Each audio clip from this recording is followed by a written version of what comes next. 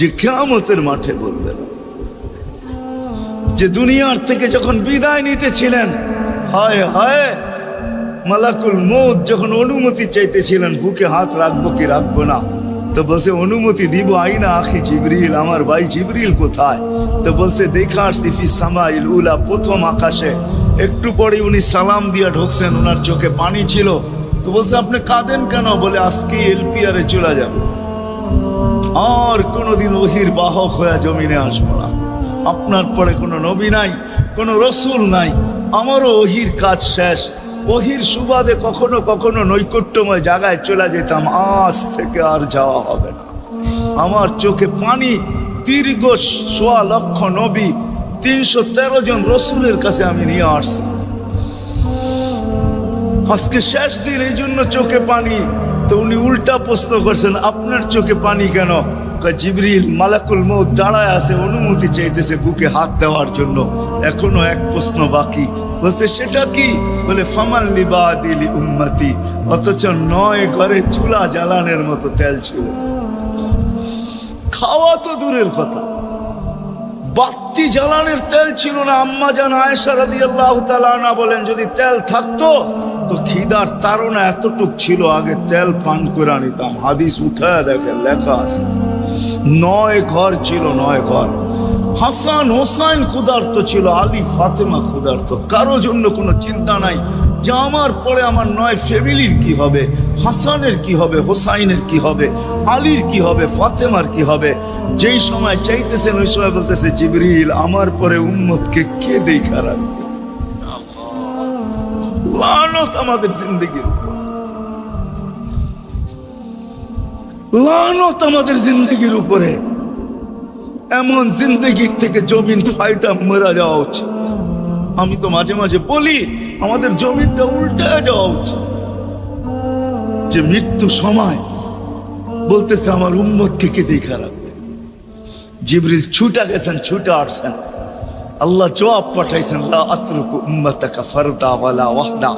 বন্ধু চলে আসেন, আপনার উম্মতকে আমি দেখা রাখবো, আমি দেখা রাখবো।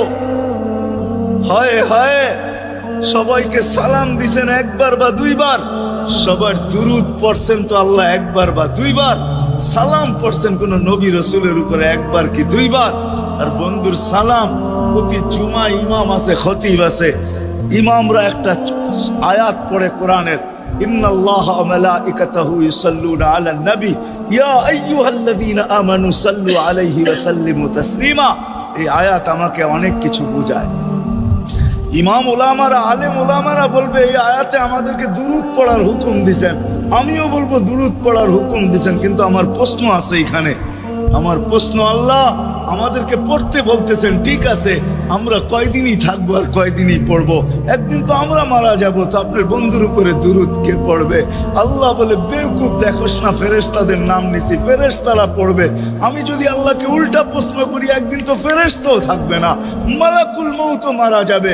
আপনি আরশের নিচে লিখেই রাখছেন, ইন্নী কাতাবতুল মাউতা আলা মান তাহতা আরশি আল্লাযী হাইলা ইয়ামুত ফাহুয়া ফাওকা আরশি। আমার আরশের উপরে যে সে চিরঞ্জীব, যে নিচে আছে তাকে মৃত্যুর স্বাদ পান করতে হবে। একদিন তো ফেরেশতা মরে যাবে, আমাদের নবীজির উপরে দুরূদ কে পড়বে? আল্লাহ বলে, গন্ড মূর্খ, তুই দেখোস না প্রথম আমার নামটা আল্লাহ লেখা আছে, ইন্নাল্লাহা, আমি আল্লাহ পড়তে থাকবো, আমি আল্লাহ চিরঞ্জীব, আমার বন্ধুর দুরূদ কখনো বন্ধ হইতে দেই না, আর দিব না। হায় হায় হায় হায়, ওই রসুল। আল্লাহ বলে উম্মতকে আমি দেখা রাখবো। জিবরিল বলতেছে ইন্নাল্লাহা ইয়ান্তাযিরুক, আল্লাহ আপনার অপেক্ষা করতেছে। উর্দু জগতে খুশির বন্যা বইতেছে। কেন? সব নাচতেছে উর্দু জগতে, এমনকি আরশ পর্যন্ত ঝুমতেছে। হাবিব ইউসিলুল হাবিব, আজকে বন্ধু বন্ধুর কাছে চিরদিনের জন্য চলে আসবে।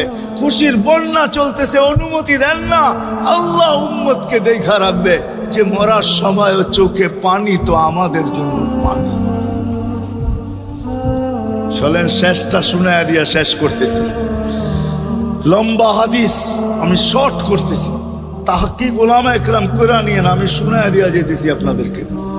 নফকা 2টা হবে, প্রথমটাকে বলে কিয়ামতের জন্য, দুইবার সিংহায় ফু হবে, একবার ধ্বংসের জন্য, দ্বিতীয়টা হবে নফখাতুন নুশুর বলে এটাকে, দ্বিতীয়টা আমাদেরকে কবর থেকে উঠানোর জন্য হবে। কিন্তু সব মারা যাবে, আল্লাহ চারজনকে পয়দা করবেন কুদরত দিয়া, জিবরিল, মিকাইল, ইসরাফিল, মালাকুল মউত, চারজনকে পয়দা করবেন। জিবরিল আলাইহিস সালাম কাঁদতে থাকবে, তিনজন জিজ্ঞাসা করবে কাঁদো কেন? এখনই ইসরাফিলকে সিংহায় ফু দেওয়ার হুকুম হবে নফকাতুন নুশুরের জন্য, আমাকে হুকুম হবে বন্ধুকে নিয়ে আসো মাকামে মাহমুদে, আমি মৃত্যুর পরেই ভুলে গেছি ওনার কবর কোথায়। তিনজন বলবে জমিনকে জিজ্ঞাসা করো, তো জমিনকে জিজ্ঞাসা করবে, জমিন বলবে কাদ দাক্কানি আল্লাহু দাক্কা ফানাসিতু, প্রথম সিংহায় ফুতে আল্লাহ এরকম ছানছেন, আমিও ভুলে গেছি রাখছি কোথায়। অনেক সময় হয় জিনিস যাবে খুঁজতেছে সারা ঘরে, ঠিক না? হয় না? হ্যাঁ, জিনিস জ্যাবের ভিতরে, পকেটের ভিতরে, কিন্তু খুঁজতেছে সারা ঘরে খুঁজতেছে। পরে পকেটে হাত দিয়া যখন দেখে পাইছে, তো জিহ্বায় কামড় দিয়ে আসতে বেড়ে যায়, কেননা গর্ত গরম করে ফেলছিল। এখন ঘরারা পাইলে উল্টা এর উপরে গরম হবে, ঠিক না? রাখছো পকেটে, খোঁজো আমাদের কাছে, ঠিক না? আর কাম পাও না, ঠিক না? এখন এর উপরে চড়াই হবে। জমিন বলে আমিও ভুলে গেছি, ওই দিন আল্লাহ রসুলের কবর থেকে নূর বাহির হবে, নূর নূর নূর, হাত্তা ইয়াসাদ আরশার রহমান, আল্লাহর আরশ পর্যন্ত পৌঁছবে, হুকুম হবে নিয়ে আসো। আসবে জিবরিল আলাইহিস সালাম, মারবে পর, চিনা মারবে পর, আর বলবে কুম ইয়া হাবিবার রহমান, আল্লাহর বন্ধু ওঠেন, ও মাধবদীর মানুষ, আপনার আমার হাবিব, আপনার আমার রসুল, যার আদর্শ আমাদের কদমে কদমে প্রয়োজন নিজের এই জীবনটাকে গ্রহণযোগ্যতা পর্যন্ত পৌঁছানোর জন্য, উনি কবর থেকে উঠবে, ওয়াহুয়া ইয়াবকি ওয়া ইয়াকুল, কাঁদতে কাঁদতে উঠবেন আর বলতে বলতে উঠবেন, জিবরিল আইনা উম্মতি, আমার উম্মত কোথায়? হায় হায় হায়। আসেন আজকে এই সিরত কনফারেন্স থেকে আমি তো আপনাদেরকে বুঝাইতেছি, আমার মন চায় জিনদেরকেও বুঝাই, ওদেরকে পাইলে ওদেরকে পায়ে ধরা বুঝাইতো।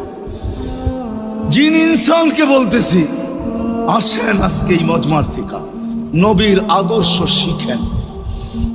নবী আল্লাহ পাওয়া শুধু নবীর আদর্শের ভিতরে, এই জন্য আল্লাহ বলছে লাকাদ কানা লাকুম ফি রাসূলিল্লাহি উসওয়াতুন হাসানা লিমান কানা ইয়ারজুল্লাহ, যে আল্লাহ পাইতে চায়। বল আগের আয়াত কি? বল ইয়াউমিল আখিরা, আর যে আখিরাত পাইতে চায়, আখিরাতের বাদশাহী যে চায়, যে আল্লাহকে পাইতে চায়, আখিরাতের বাদশাহী পাইতে চায়। দুনিয়া 60-70 বছরে এখানে পাইলো যেমন, না পাইলো তেমনই। যে পাইছে তার জন্য সূর্যের গতি যতটুকু, ঋতু তার জন্য যেমন, ঘড়ির কাঁটা তার জন্য যেমন, যে পায় না তার জন্য সমান।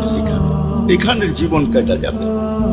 বিদায় আসেন আজকে এই মজলিস থেকে প্রতিজ্ঞাবদ্ধ হই যে নবীর আদর্শের উপরে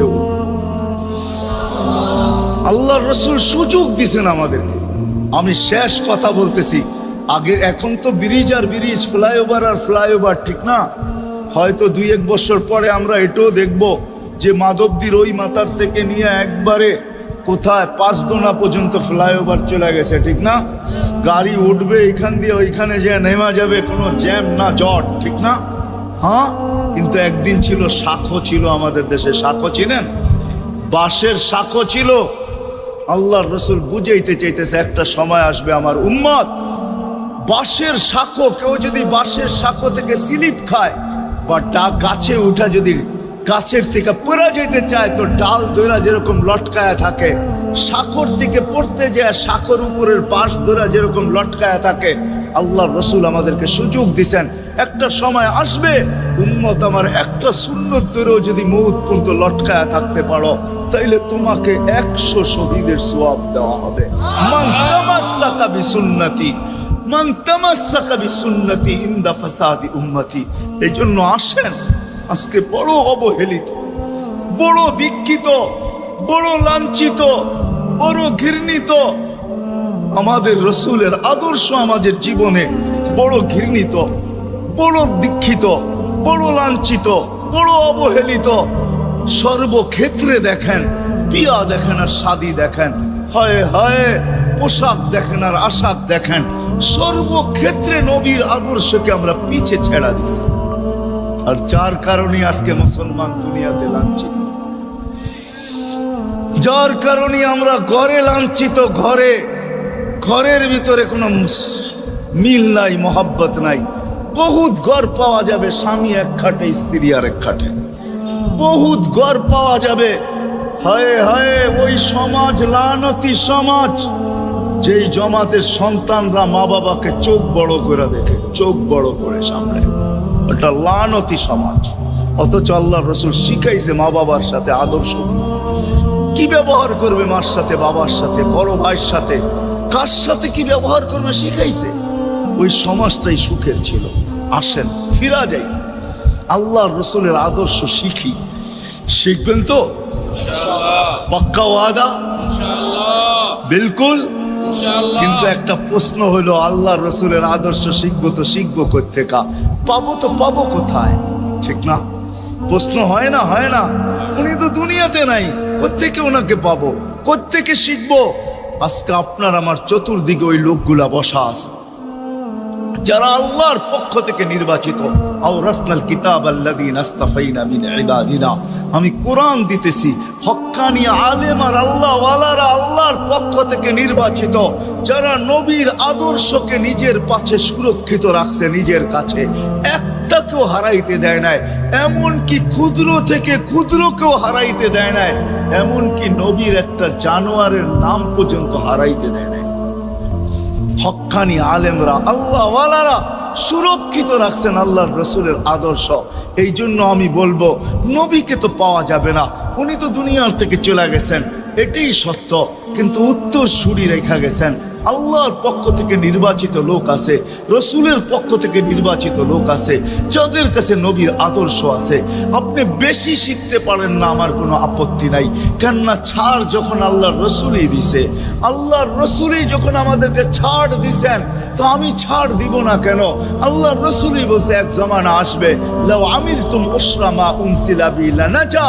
তোমরা যদি 10 ভাগের উপরে আমল করতে পারো, তাহলে নাম্বার 100 পাইয়া তোমরা পাশ করবে। আল্লাহ 33 দিবে না, আল্লাহ 10-এর বদলায় তোমাদেরকে 100 দিয়ে 100-তে পাশ করাবে।